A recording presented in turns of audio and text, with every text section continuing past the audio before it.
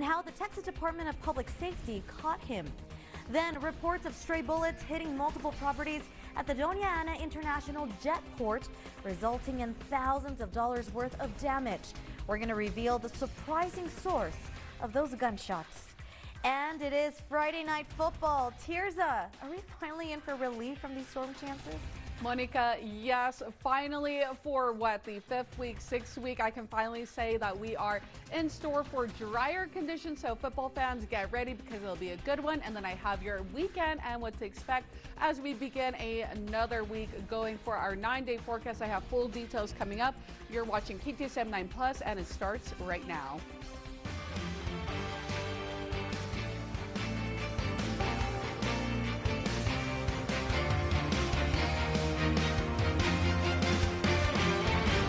You're watching KTSM 9 News First at 4. Starts right now. Good afternoon, everyone, and thank you so much for tuning in to KTSM 9 News First at 4. I'm Monica Cortez. Well, a confirmed Tren de Aragua gang member and convicted murderer from Venezuela was arrested last month right here in El Paso during Operation Lone Star. According to the Texas Department of Public Safety, border agents received information on a possible TDA gang member possibly staying at an El Paso hotel. Now this, who you're about to see on your screen, is 36-year-old Alexis Ramon Beroso Montaserio, and according to DPS, he attempted to escape by jumping out of a window from the second floor of the hotel, but was shortly arrested. Previously, Beroso Monasterio escaped from a Venezuela prison after being convicted and sentenced to 17 years for the rape and murder of a 10-year-old child. DPS did turn the man over to Immigration and Customs Enforcement right after his capture and removed him from the country. Well, deputies are now treating the death of a man as suspicious. The El Paso County Sheriff's Office tells us that he was found inside a home Thursday in far East El Paso. Now, this right here, what you're about to see, is a look at the area near Pelicano and Mission Ridge. We're working to learn more about exactly what happened, but investigators do say that the man is 36 years old. He was found inside a home last night at around 6:30 p.m., and this investigation remains ongoing. At this time, there is no known threat to the public, and anyone with information is asked to contact the El Paso County Sheriff's Office Major Crimes Unit. Well, 2 people have been arrested after a multi-agency pursuit that started in East Central El Paso, and ended in New Mexico. And now we actually have details on yesterday's chase. So, according to Texas DPS officials and the Mesilla Marshal's Office, 21-year-old Elijah Trujillo and Isabel Sanchez are each charged with 2 counts of receiving a stolen vehicle. Video of the pursuit shared to FitFam captured the scene at Cielo Vista Mall's parking lot. Law enforcement sharing it continued into Las Cruces and ended near Mesa Grande Road. Trujillo and Sanchez then left the SUV and ran away. They were both later caught in the desert. Well, turning to national news now, Sean Diddy Combs has been sentenced to 4 years and 2 months in prison in the case involving sex workers, violence, and what has come to known as freak-offs. Speaking at his sentencing hearing in New York, Sean Diddy Combs apologized and called his past behavior disgusting, shameful, and sick. He told the judge Friday that his domestic violence is a burden that he will always have to carry for the rest of his life. Now, prosecutors wanted an 11-year sentence for Combs, who was convicted in July of flying people across state lines for drug-fueled marathon sexual encounters. And jurors acquitted him of racketeering, conspiracy, and sex trafficking charges that could have carried a life sentence. Well, taking a break from our headlines, let's go ahead and take a look outside through our tower camera. It's looking quite clear out there, a big difference from what our Friday night football days usually look like. Let's go ahead and send things over to Tirza Ortiz, who's standing by. Tirza, can you tell us, okay, so it looks amazing out there. No rain tonight, right? You know what, Monica? Correct. No rain, and I agree. It looks beautiful. It feels beautiful. A little bit on the hotter end, though, which is unfortunate because we are technically in fall, but Borderland, we are dry. Taking a look at our radar, we don't have any moisture in the region, so we should be good to go for tonight's Friday night football. Even the weekend is going to look really beautiful. We do have some windy conditions, though, in store within the next 24 hours. Even right now, we are looking at those wind gusts beginning to pick up, 24 miles per hour here in El Paso, 19 over in Las Cruces, 28 in Tier C, and 16 over in Juarez. So if you are out and about or even going out later tonight, just anticipate some windier conditions, potentially even some wind gusts moving through our area. But I did say we will have a more or less beautiful weekend other than those winds and gusts that will hit us on Saturday even stronger. I'll have more details in our full 9-day forecast. But as for our car wash forecast, we have the green light, triple green light Saturday, Sunday, and Monday. We are above average in temperatures, but I'll have a full breakdown in our full 9-day forecast, which is coming up in just a little bit. So don't go anywhere. I'll go ahead and send it back to you, though, Monica, at the desk. Let's take a look at traffic through our TxDOT cameras. Thank you so much, Tirza. All right, so we do have a crash that's been reported. It looks like 2 vehicles are involved. This is going to be causing major backup. I-10 Reynolds is where it's at, so you can see a fire truck out there. You can see some officials there with the lights blinking, so that does mean some either lanes or shoulder is closed. Either way, you are going to be seeing a slow commute. So if this is your route, make sure you take extra time as you head on out. Well, in case you missed it, reports of stray bullets hitting multiple properties at the Doña Ana International Jetport, creating thousands of dollars worth in damages. Now, those bullets are coming from a nearby property that for years has been reportedly used for target shooting. Employees, pilots, all claiming that those stray bullets have damaged their aircraft. Now they're calling on Doña Ana County officials to step in and take action before someone actually gets hurt. The property in question is located just a mile east of the airport. One airport staffer says stray bullets have been commonly found throughout the airport. Actually out here flying on Christmas Day, flying a helicopter here on this helicopter pad that we're standing on. I was pre-flighting, meaning checking that everything's safe. I was standing above it and ensuring the blades were operational. And as I was doing that, I heard a bullet whiz just right by me, and it ended up hitting a building. So it was a pretty intense experience. And so we are told that we are actually told that they are really trying to take a look at it. Of course, they're trying to get the Doña Ana County Sheriff's Office to come on out, but because this is on private land, they say that it's going to take a while before anyone can be out there. All right, let's go ahead and turn to national news now. If you do have any travel plans in the near future, News Nation Washington Bureau Chief Mike Viqueira has the details on how the shutdown could actually impact them. You may need to pack extra patience for air travel in the days ahead. I'm Mike Viqueira, News Nation Washington Bureau Chief. While the government shutdown continues, the Transportation Security Administration shared the following with News Nation. Quote, while TSA is prepared to continue screening about 2.5 million passengers a day, an extended shutdown could mean longer wait times at airports. It goes on, we kindly ask for our passengers' patience during this time. Despite this challenge, we will remain vigilant and focused on performing our vital security mission on behalf of the American people.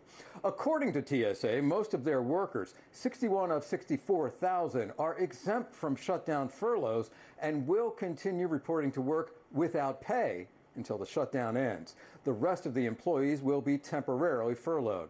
The agency says it will continue operations to keep the traveling public safe.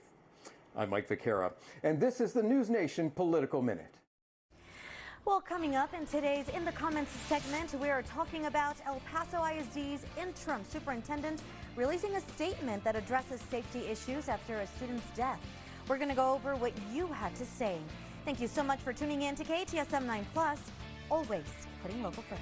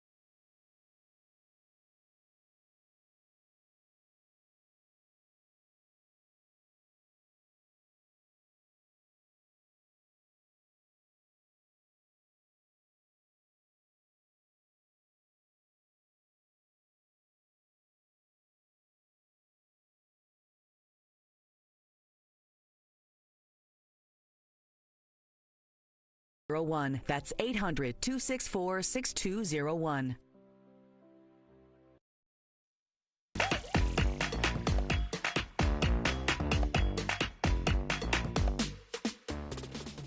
Welcome back, everyone. Well, for today's In the Comments segment, El Paso ISD Superintendent Martha Aguirre has released a statement addressing recent events of child safety and well-being after the death of a student with autism who died after running away from campus. Now, the statement reads in part, quote, "We recognize that the loss underscores the importance of continually reviewing our systems, supports, and practices to ensure we are providing the strongest possible environment for the safety and well-being of our students. From the outset of this tragedy, we initiated a review of our safety protocols and have since taken steps to further enhance and strengthen these systems," end quote. So as we previously told you, 14-year-old Joseph Nathaniel Caraballo was struck and killed when he was running across US 54. Now, we did share this story over to our social media accounts, and a lot of you had lots you wanted to share. We're going to start off with Veronica Romero Soto, who writes, "This should have never happened. EPISD needs to do a better job with the special needs kids." Meanwhile, Angie Morones writes, "Always after a tragedy, wake up, people." And Sasha Fears shares, "Such a tragedy. The truth is that more support is needed in special education overall. More teachers and aides properly trained, more eyes, more support." In fact, Caraballo's family did tell us that the teen had level 3 autism, which is the most severe on the spectrum, adding that they had previously met with the school's special education teachers to discuss a safety plan and other strategies to prevent another incident. To read more on this story, simply visit KTSM.com. Meanwhile, here at KTSM, of course, we value your opinion and we do want to hear more from you. So make sure you're following us on all of our social media platforms to keep in touch with us through the comments. Well, the Let Freedom Sing concert series is back this weekend at Fort Bliss. Up next, we're going to speak with their marketing director about the exciting free event. This is KTSM 9+.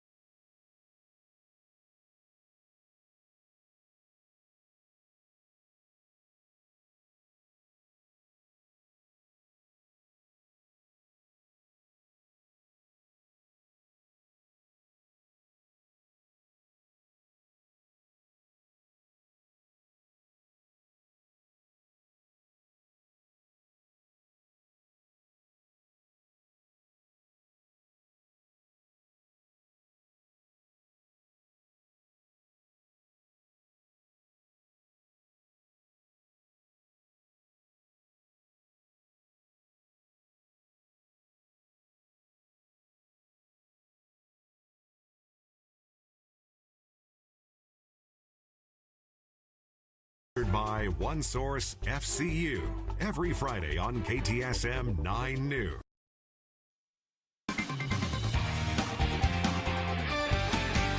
Good afternoon, Borderland, and happy Friday. We are looking at warm and dry conditions as we continue to move through our Friday, going into our weekend. Taking a look at our temperature trend, it looks like we are looking at above average temperatures for this time of year. In fall, we're usually around 84 degrees.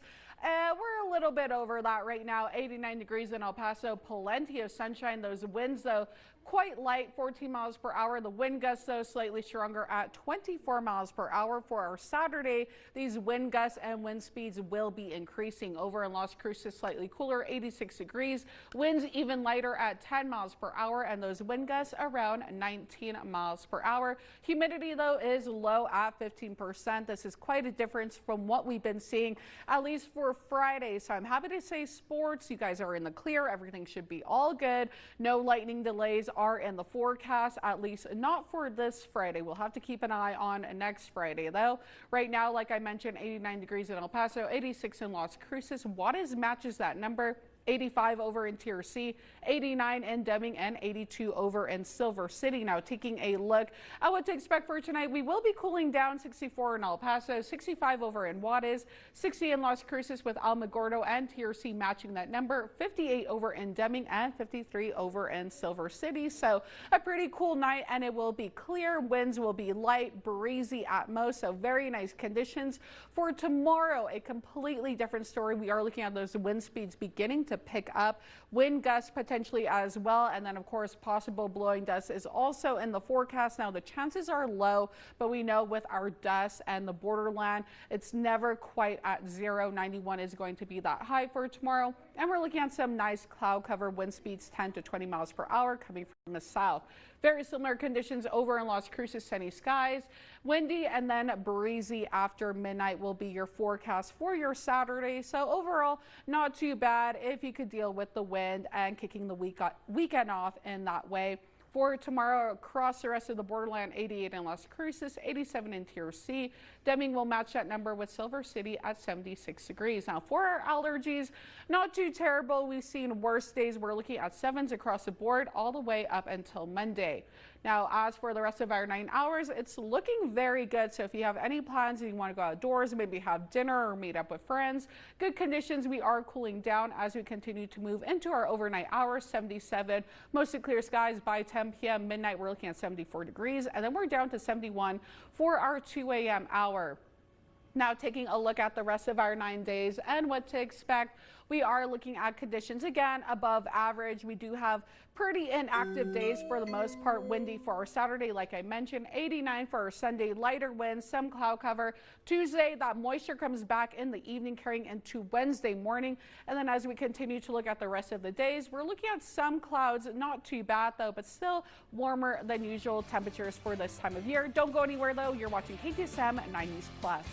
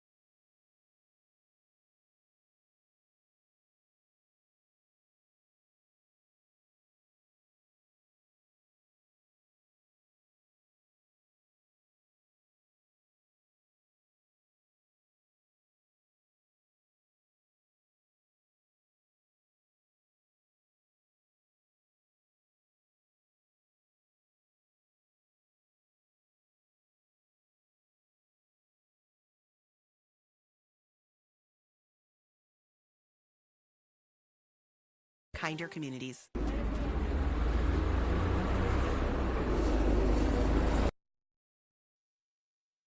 Welcome back, everyone. Well, the Let Freedom Sing concert series is back this weekend, and we have a very special guest with us. This is Laura Najera. She is their marketing director. Laura, thank you so much for being with us today. This is incredible. I have so much fun every time we do this. So this is a series, correct? We saw the first one, what was it, 2 weeks ago? About 2 weeks ago, yeah, you're right. Yes, it's a series that we have every year, 2 concerts a year. You were there last time. Yeah.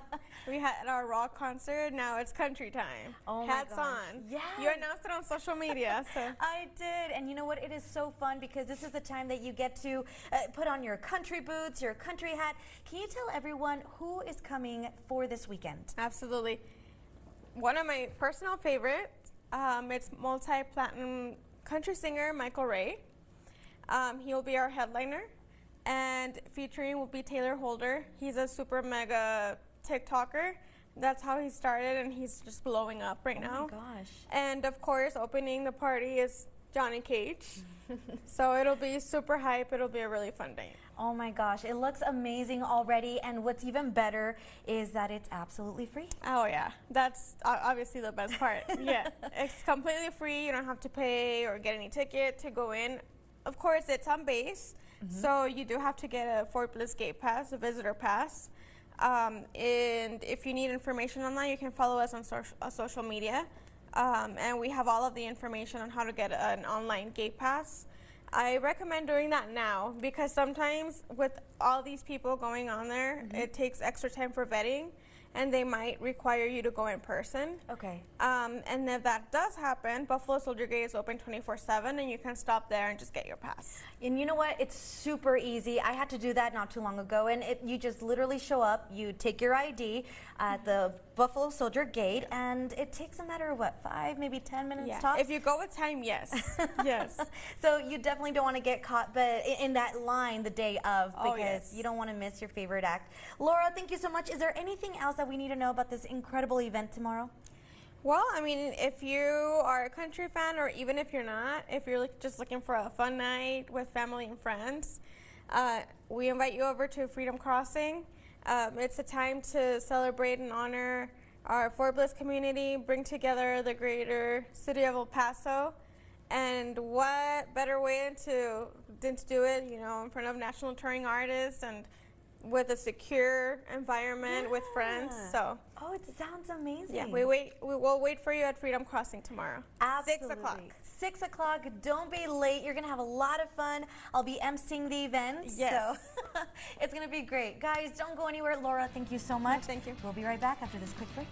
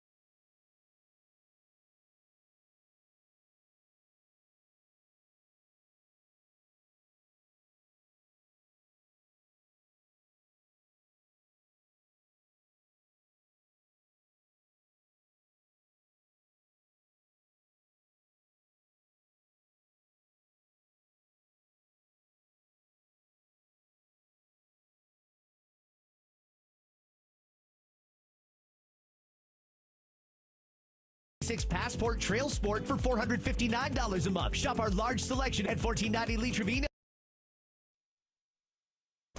Welcome back to KTSM 9 Plus, our digital newscast. I'm Monica Cortez. As we first told you in our first half hour, a confirmed Tren de Aragua gang member and convicted murderer from Venezuela was arrested last month right here in El Paso during Operation Lone Star. So according to the Texas Department of Public Safety, last month, Border Patrol agents received information on a possible TDA gang member who may be staying at a hotel in El Paso. This is, you'll see right here, 36-year-old Alexis Roman Peroso Monasterio, and according to DPS, he attempted to run away or escape by jumping out of a window from the second floor of the hotel, but was shortly caught. Peroso Monasterio escaped from a Venezuela prison after being convicted and sentenced to 17 years for the rape and murder of a 10-year-old child. DPS turned the man over to Immigration and Customs Enforcement after his captured, and then he was removed from the country. Well, 2 people were arrested after a multi-agency vehicle pursuit that started here in El Paso and ended in New Mexico. According to the Mesilla Marshal's office, 21-year-old Elijah Trujillo and Isabel Sanchez are being charged with 2 counts each of receiving a stolen vehicle. You probably have already seen this video on your social media courtesy of FitFam. And as we first told you on KTSM.com, the Marshal's office says that the pursuit began yesterday at the Cielo Vista Mall parking lot and then continued into Las Cruces and then ended near Mesa Grande Road. Trujillo and Sanchez then abandoned the SUV and fled on foot. They were both later apprehended in the desert. Well, this November, Texans will have the choice to vote on 17 constitutional amendments. Among them is Proposition 14, a $3 billion initiative to make Texas a leader in the search for a treatment for dementia. The Alzheimer's Association says almost 460,000 Texans over the age of 65 are affected by this disease, and the initiative has been praised as an important step in finding a treatment. But some lawmakers question whether taxpayers should be footing the bill. Capitol correspondent Dylan McKim has this story. All of these creations around the house, which I never have taken down. The walls of Vic Figarelli's home are adorned with artwork from the desert Southwest, all of them purchased or made by his late wife, Camille. Testimony to her creativity. He describes his wife as a social butterfly who loved to be with friends and family, cook, and do puzzles. So this is the room. So much so that Vic made sure she had her own room in the house to work on those puzzles. I had a fan put in here. But after she was diagnosed with Alzheimer's disease, that room remained empty as the wife he knew slowly disappeared. She could not even handle a 14-piece puzzle. Figarelli said she started having hallucinations. Day-to-day life became difficult. And there was no sense in planning for tomorrow because she would forget when tomorrow came. There are hundreds of thousands of stories like this one across the state. It's why the Texas legislature worked to create the Dementia Prevention Research Institute of Texas. It would direct $3 billion of funds over the next decade to further research into dementia. Joanne Pike, the CEO of the Alzheimer's Association, is advocating for the institute. We need more opportunities to progress within our research and bring more treatments through the pipeline. But a few Texas lawmakers argue private companies should fund that research to save taxpayer dollars. Adding more spending, even for well-intended causes, is fiscally irresponsible. But Pike argues, even without the initiative, Texans would still bear a cost because of the impact on the state's Medicaid program. Medicaid is covering $4.3 billion annually for Texans who have dementia. This was May of 2015. Figarelli lost his wife 9 years ago. He hopes one day stories like this will cease to exist. To have their whole personality disappear is a very tough thing to watch. In Austin, I'm Dylan McKim.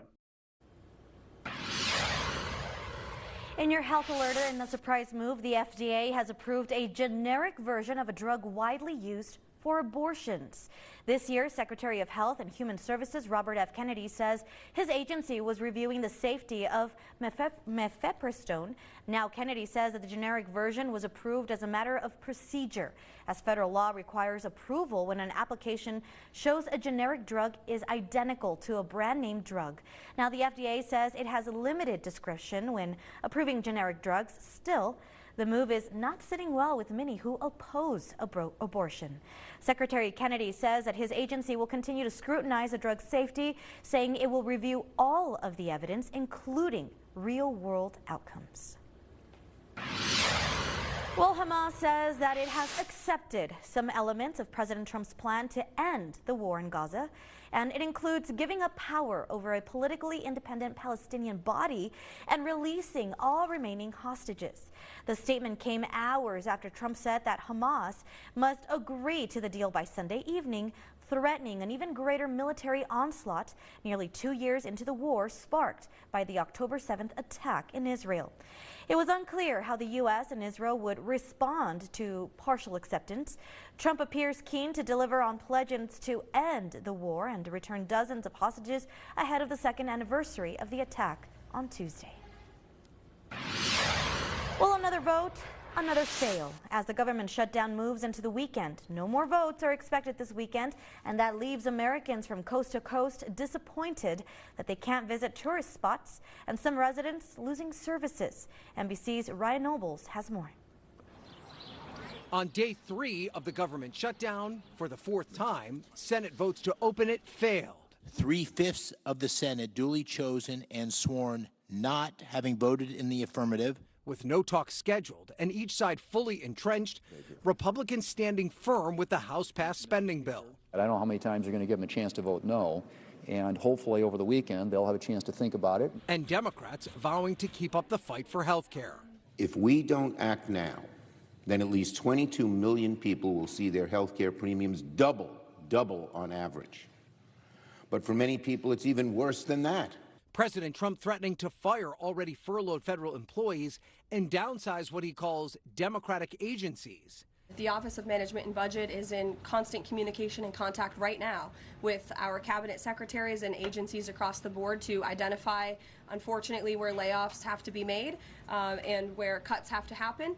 Now the impact of this shutdown beginning to be felt across the country, from tourists disappointed at a war memorial in Maryland. Had the little picnic lunch. And I thought about it being closed, but I thought it would just be like the Welcome Center. To a Native American tribe in Nevada, which gets money from federal grants and contracts, but furloughed 25 workers to keep public services running. You know, maybe we can go for another 5 days, but what does that mean if this thing lasts for a month? Yeah. And now it's like we have to grip our resources even tighter if this goes even 2 weeks. There are no votes scheduled this weekend. The Senate will be back on Monday, but the House maybe not until Tuesday, and maybe they will be out even longer than that, which means it is very likely that this shutdown will extend to more than a week. Ryan Nobles, NBC News, Washington. All right, let's go ahead and take a little pause from all of our top headlines and talk about the other top headline of today, and that is weather. A lot of people are looking to the sky and asking, no rain, right? No lightning for today's Friday Night Football. Let's go ahead and send things over to Tirza Ortiz. Tirza, okay. I know, a lot of pressure on you. I know, every Friday I wake up and I'm like, please, don't let them be mad at me.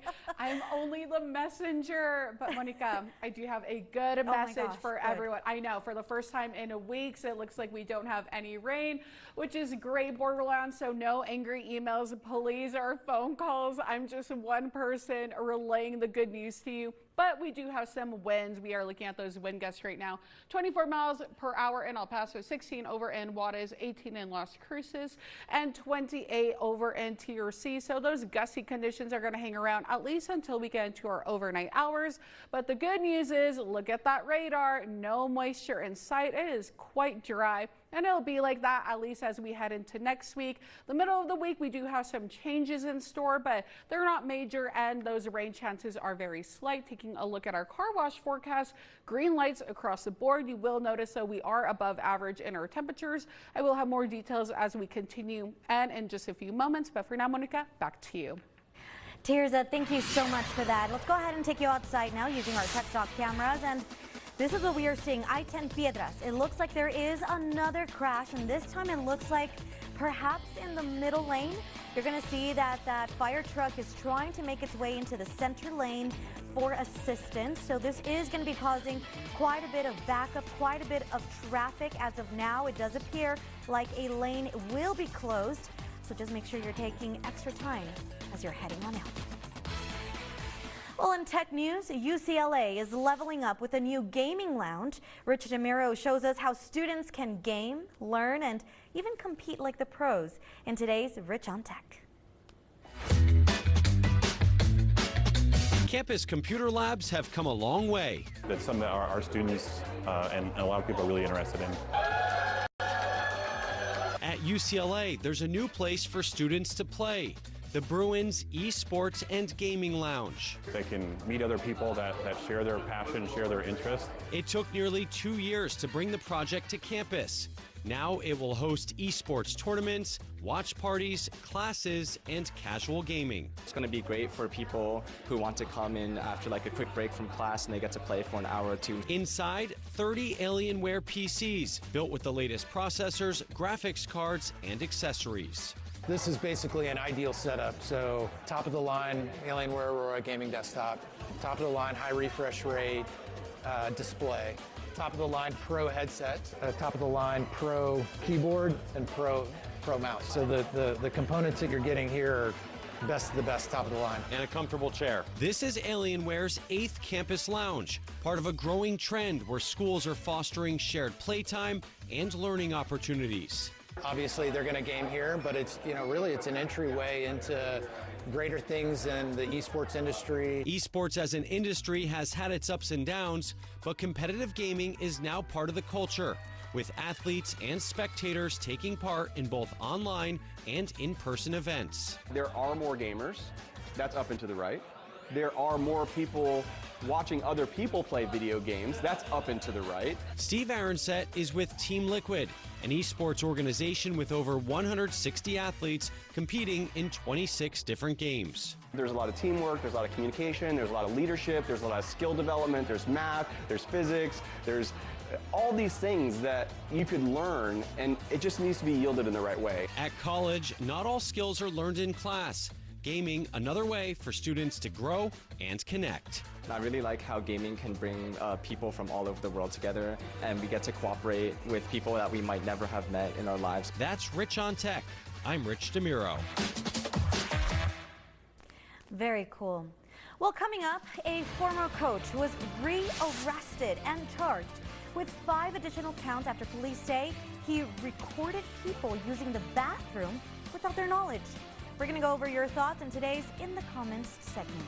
Thank you so much for tuning in to KTSM 9+, always putting local first.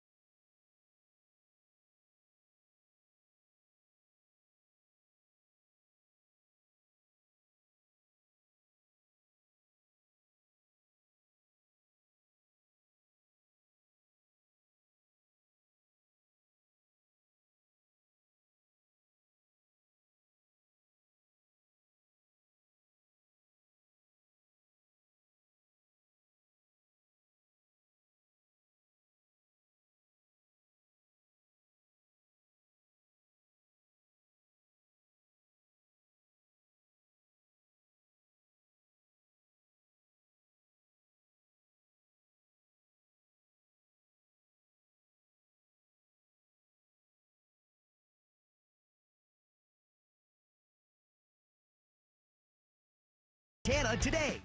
I'm Isela Casas. You're watching KTSM 9 News, putting local first.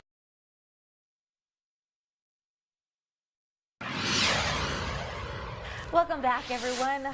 So, Tirza gave everyone amazing news for Friday Night Football. I She did. just gave me really bad news for everyone but you. And I'm so sorry. It's okay. So I have an event to go to tomorrow afternoon. It's outside. Right. It's at Fort Bliss. I'm wearing a cowboy hat. Girl, you better hold on to that hat. We are looking at wind, gusty conditions, Monica. So you know what? Everyone who's going with you, they're not alone. Just like really buckle it in and just hope for the best. So I mean, you know what? We can't win them all. It's like we either get Friday Night Football rain or we get windy conditions, Borderland. You know what? We can't have it every which way, but we do have wind set for tomorrow, gusty conditions, but taking a look at our temperature trend, we're also looking at above average temperatures. We're looking to be in those lower 90s, upper 80s. So if you are going outdoors, make sure you're still wearing sunblock. Sunblock around the year, really, but you're really going to start feeling it tomorrow, feeling that sun beat down on you because we are noticing the moisture out of our area. Right now, we're currently at 89 degrees, winds at 14 miles per hour. Those wind gusts a little bit stronger at 24 miles per hour here in El Paso. Over in Las Cruces, 85 degrees, lighter winds moving at 6 miles per hour, but humidity is quite low, 15%, so we are drying out across the borderland. As for other temperatures across the area, 85 in TRC, 85 in Las Cruces, 86 in El Mogordo, Ruidoso 73 degrees with Cloudcroft at a very cool 66 degrees. Now for tonight, we are cooling down, dropping down about 20 degrees, 64 over in El Paso, 65 for Juarez, 60 over in Las Cruces, TRC and Alamogordo will be matching that number. As for tomorrow, like I mentioned, that headline really is going to be the wind. We're looking at very windy and gusty conditions beginning in the afternoon, going all the way into the evening. Those wind speeds 10 to 20 miles per hour. Wind gusts can even get up to 35 miles per hour. So just make sure you're paying attention and staying safe out there. 91 will be that high, and we are looking at a little bit of cloud cover. Not for Las Cruces, though, plenty of sunshine, 88 degrees, and a very similar story. It'll be windy throughout the day and then breezy once we get through midnight. Our highs tomorrow, 91 in El Paso and 90 over in Juarez. 7s across the board for our allergy forecast, so that's a plus. We have been looking at higher allergens, so that number is relatively in the low to mild range. As for the rest of our 9 hours, if you have any dinner plans, things are looking good. 87 degrees. We're down to 85 by 7 p.m. And then we begin to cool down ever so slightly, 77 by 10 p.m. And if you're still out and about by midnight, you're going to be looking at 74 degrees with 71 for your 2 a.m. hours. So a pretty nice night overall as we head into the rest of our weekend. As for the rest of our 9-day forecast, I want to say it's pretty boring, which is actually pretty great because we've had so much rain and thunderstorms. This forecast is looking pretty good. 91 for our Saturday, again, windy and gusty conditions. Lighter winds for our Sunday, and then we clear out Monday, 88 degrees. We do have storm chances once again for our Tuesday. This is for the evening hours as we go into our Wednesday morning, where we'll be looking at temperatures around 86 degrees. And then for our Friday and next Saturday, some cloud coverage will be in those upper 80s, lower 90s, but overall not too bad. Conditions are looking pretty good. Monica? Here's thank you so much. Well, in today's In the Comments segment, KTSM obtained court records revealing new evidence that involves victims as young as 6 years old after a man was rearrested for invasive recording at an El Paso gym. Now, we have previously told you Christopher Sotelo was arrested in August and was charged with 2 counts of invasive recording after employees working at the gym discovered 2 recording devices in the bathrooms which captured both owners using the bathroom. Since then, Sotelo was arrested again and charged with 5 more counts of invasive recording. Court records or court documents reveal new video evidence which shows other victims being recorded without their knowledge after Sotelo had placed hidden cameras inside the bathroom. We, of course, shared this story all over our social media accounts, and, well, a lot of you had lots you wanted to share, so we're going to begin with Cristina Mincares, who writes, "This incident should have been dealt with much higher consequences." Meanwhile, Eduardo Montelongo writes, "They shouldn't hire male coaches for the female camps or female school activities." And Edgar Hernandez writes, Why do women send their little girls to men to be coached in cheerleading? Where is their common sense? SMH. Now, Sotelo was booked into the El Paso County Jail today under a $185,000 bond. He remains in jail as of this afternoon, and the investigation continues. To read more on this story, simply visit KTSM.com. Now, here at KTSM, of course, we value your opinion, and we want to hear more from you. So make sure you are following us on all of our social media platforms to keep in touch with us through the comments. Well, don't go anywhere. We still have a lot more to share with you right after this break. This is KTSM 9 News. We'll be right back.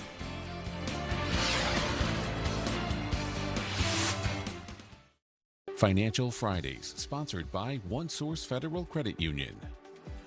This week's Financial Fridays focuses on home ownership tips. Step 1. Mortgage pre-approval. In order to know how much you can afford, you will need to get a pre-approval. So complete our application on our website to get started. Step 2. Contact a real estate agent. Provide your real estate agent with a list of your wants and needs in a home and your pre-approved letter. Step 3. Find your forever home. Looking online or using your real estate agent can be a great resource. Step 4. Sign a purchase agreement. Once you've found your forever home, you'll need to sign a purchase agreement so we can begin the mortgage financing process. Step 5. Loan estimate early disclosures received. Sign initial disclosures, rate lock forms, supply financial information, and pay for appraisal. Remember, the quicker you send these items back, the sooner you can get to closing. Still have questions? Call us today.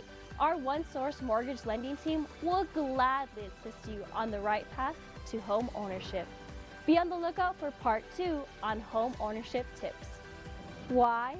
Because we're OneSource. Of course. Financial Fridays, sponsored by OneSource Federal Credit Union.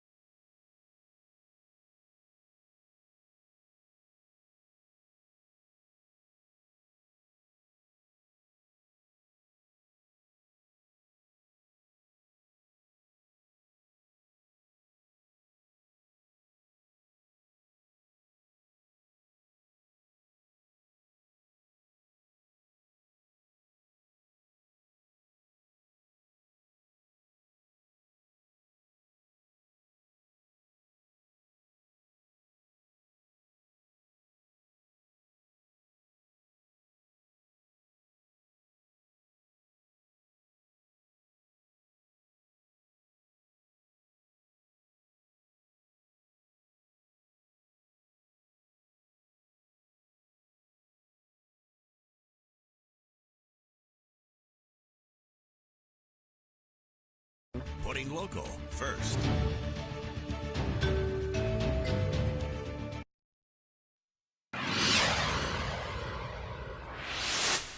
All right, welcome back, everyone. So we do have a traffic update for you if you are heading out. This is I-10 Piedras.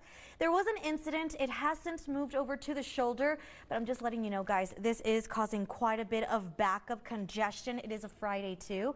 So if you are heading home or maybe to work at this time, be careful if you're going to take this route. All right, taking a last look at your exclusive 9-day forecast. A warm and windy and gusty Saturday, Sunday, lighter winds. We are looking to be in those upper 80s and lower 90s for a good portion of this forecast. We have some storm chances Tuesday evening going into Wednesday morning, but then after that, just some nice cloud cover and again, warm temperatures for this time of year. Monica? Tirza, thank you so much, and thank you for tuning in to KTSM 9 Plus. I'm Monica Cortez. Have a great weekend. And if you're going to stick around, do so, because 9 News Now with Estela Casas is up next.